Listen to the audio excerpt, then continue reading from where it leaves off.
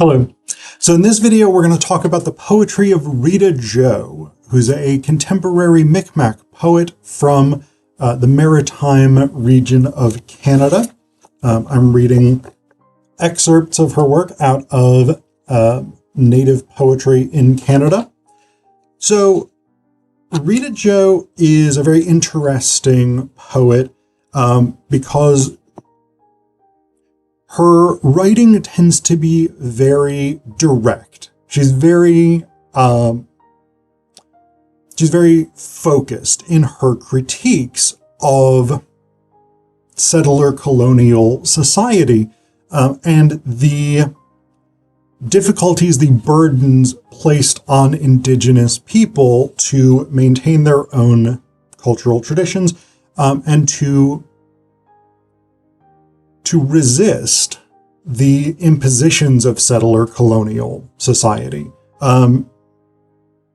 Joe was sent to a residential school in which her own culture was largely stripped from her. And my understanding is that as an adult, she's devoted a tremendous amount of time and energy to recovering that culture.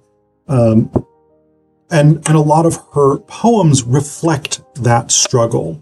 So the first one in this anthology is called I Am the Indian. And I think that it very, very concisely reflects that struggle. So this is I Am the Indian. I am the Indian, and the burden lies yet with me. 3-line poem, very, very strong, very, very concise and powerful in its evocation of, again, the cultural struggles, the cultural problems faced by First Nations, Native American, Inuit, and Métis people within settler colonial societies. We also get more extensive poems, poems that are sort of further developed, that expand upon particular ideas or feelings of displacement, feelings of sort of disconnect from settler colonial society, while exploring the loss of Indigenous culture, of Joe's own Indigenous Mi'kmaq culture. For instance, we get this poem, Your Buildings. Your buildings, tall alien, cover the land. Unfeeling concrete smothers, windows glint like water to the sun. No breezes blow through standing trees, no scent of pine lightens my burden. I see your buildings rising skyward, majestic, over the trails where once men walked, significant rulers of this land who still hold the Aboriginal title in their hearts by traditions know through eons of time. Relearning our culture is not difficult, because those trails I remember and their meaning I understand. While skyscrapers hide the heavens, they can fall.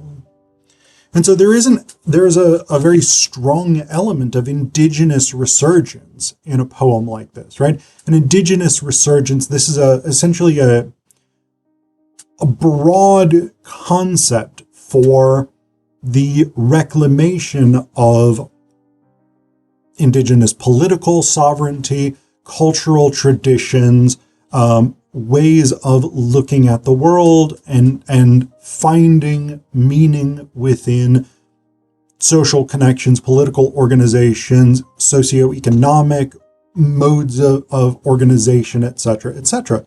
And so this contrast that we see in this poem between the sort of urban, industrialized space of the skyscraper, right? This sort of symbol of capitalism, of business, of American or Canadian or Western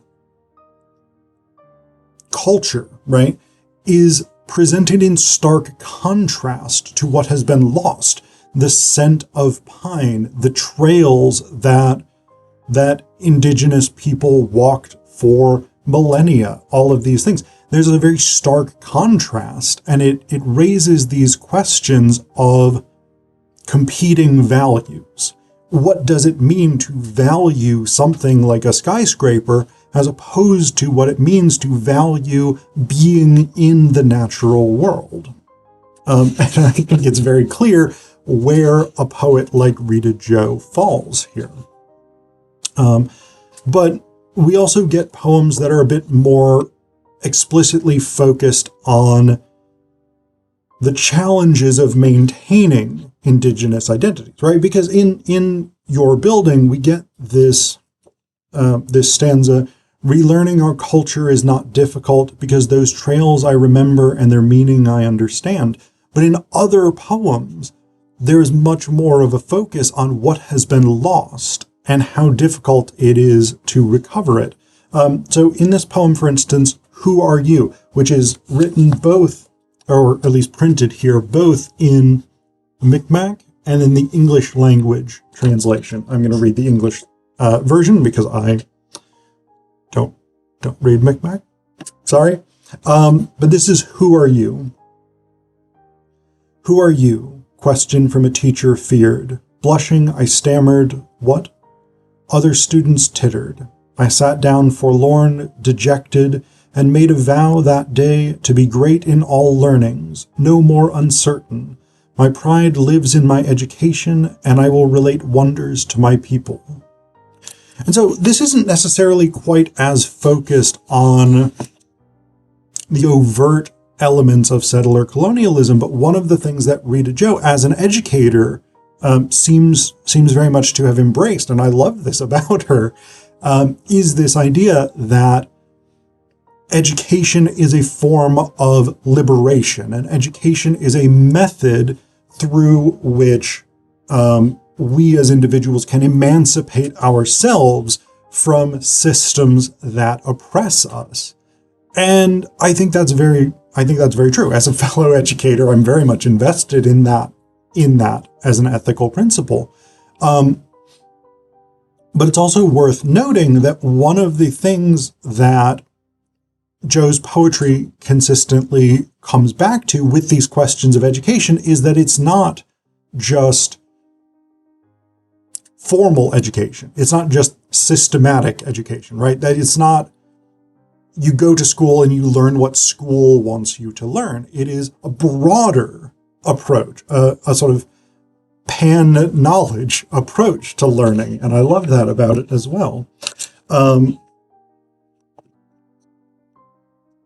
So we get that, for instance, let me find it, in a course of study in school. We get that sort of sense that it's not, that gaining an education as a liberatory gesture is not just about doing well in school necessarily, but it is about exploring identity and finding oneself, etc., etc.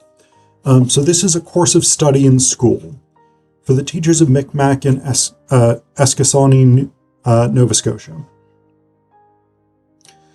For a long, long time I read your word, a slanted voice who thought it was correct. I read it and held my judgment, remembering my elder's request. Wait a while. We have been waiting 500 years. Someday they will listen. Today I voice what is in my heart. I am a teacher. On the blackboard I write Mi'kmaq words. The children read as I accentuate the spoken syllable of my tribal language. Again and again I voice what is in my heart, the tribal language my parents used. Voicing the curriculum prepared by myself is not hard. I was born into this world. Self-government only opened the door of determination. And so again, there is this liberatory attitude toward education that I think is really, really good here. I think it's really important as a complicating element of what it means to be an educated person, right? It's not simply a question of memorizing things and putting them on exams. It is, in fact, a deeper, almost spiritual engagement with knowledge and with what it means to be in the world, in a world where there's so much stuff to know, right? I think it's really, really beautiful. But at the same time, Joe's poetry makes very clear that education is not always liberatory. And as someone who went through the residential school system, she would, of course, be very keenly aware of that. So we get that, for instance, in a poem like I Lost My Talk, because one of the things that the residential schools did was prohibit the speaking of indigenous languages. And this was an attempt to westernize indigenous people, to Europeanize or Anglicize indigenous peoples. The famous phrase, I think from a U.S. Army colonel, general, I forget exactly what, was to kill the Indian and save the man. And this was sort of the guiding principle behind U.S. and Canadian indigenous education policies for decades. And so when people in the U.S., in Canada, in other settler colonial systems talk about cultural genocide, this is precisely what they mean, is these educational systems that banned the speaking of indigenous languages, that banned indigenous religions, that banned people from dressing in their traditional clothing, etc., etc. And so a poem like I Lost My Talk really comes to critique that system and the destructiveness of that system for indigenous cultures and peoples. So this is I Lost My Talk. I lost my talk, the talk you took away, when I was a little girl at Shubenacadie School. I'm sorry if I mispronounced that. You snatched it away. I speak like you, I think like you, I create like you, the scrambled ballad about my word. 2 ways I talk, both ways I say, your way is more powerful. So gently I offer my hand and ask, let me find my talk so I can teach you about me. And again, there is this liberatory component to it that I find really, really beautiful, that the response of the poet persona here to the cultural genocide of the residential schools is not revenge. It is not violence. It is not you have injured me or damaged me, and so I want to injure or damage you. It is in fact the opposite, essentially, right? It is I want to recover myself, my true self, my identity, so that I can teach you, so that education can become, again, a liberatory moment, a moment where we all as human beings can become better.